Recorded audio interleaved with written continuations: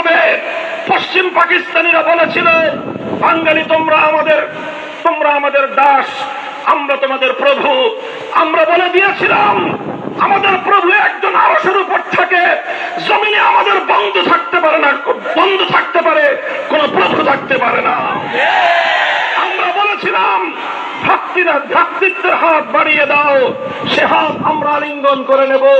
প্রভুত্বের দৃষ্টি দিয়ে তাকাবার চেষ্টা করবে। সে বছর ধরে জীবন যাপন করেছে।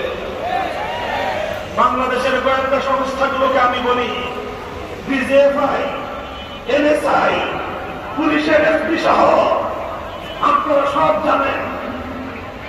আপনারা 2021 সাল থেকে কি কি করেছেন, আপনাদের আমলনামা আমাদের কাছেও সংরক্ষিত আছে।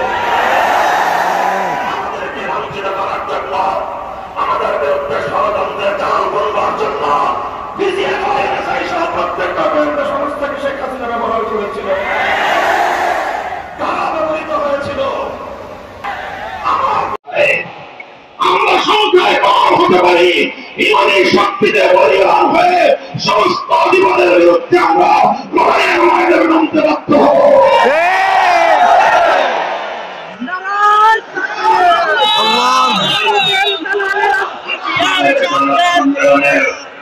এই মঞ্চ থেকে সর্বশেষ দুটি বিষয়ে আমি আমার বাংলাদেশের বিশেষ করে অন্তর্বর্তীকালীন সরকার এবং সংশ্লিষ্ট সকল মহলকে স্পষ্ট বার্তা দিয়ে দিতে চাই। 1 নম্বর বার্তা হল, আমরা অন্য অনেক বিষয়ে কম্প্রোমাইজ করতে পারি, অনেক বিষয়ে ছাড় দিতে পারি।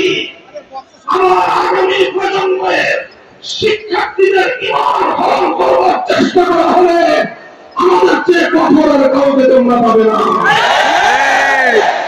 আমরা নরমের নরম, কিন্তু কেউ যদি